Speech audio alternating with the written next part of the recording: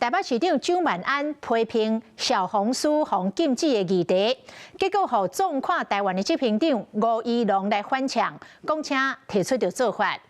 有关明年台北市长的选举，有一份上新的民调，民进党不管是派者出来选，蒋万安的支持度拢赢24%以上，独独就是伫个20岁到29岁少年族群，王世坚是赢蒋万安17%。假借打诈的名义，在实际上操弄意识形态。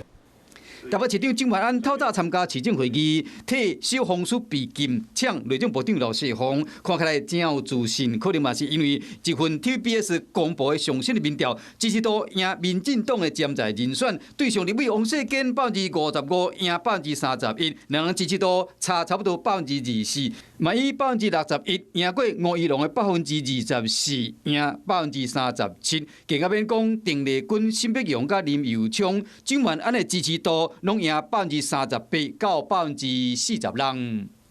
最近市长对于小红书的发言，更显示了蒋万安保守的性格。小红书拒绝配合警方打诈，那身为首都市长，他应该告诉我们，如果他不同意政府的做法，他认为应该怎么做才能更有效地保护市民。吴怡农以新闻讲蒋万安，实际上民调嘛对蒋万安提出2项警讯。是立法院团宠。有不少即阵代表作的王世坚受到不少少年人的介意，经过年龄交叉分析，伫20岁到29岁少年族群，王世坚以48%赢蒋万安的31%。王世坚足足领先17个百分点。以议员的选区来看，其中伫中正万华，蒋万安的支持度落16个百分点，支持度43%，甲王世坚敢若差10个百分点。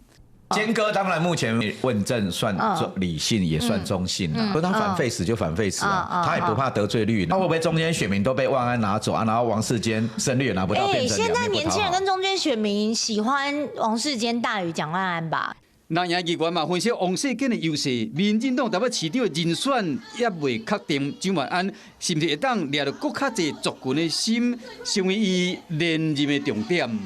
Hello， 我是蒋欣梅。想要抢先掌握最及时的新闻资讯吗？赶快订阅、按赞、开启小铃铛，锁定华视新闻 YouTube 频道。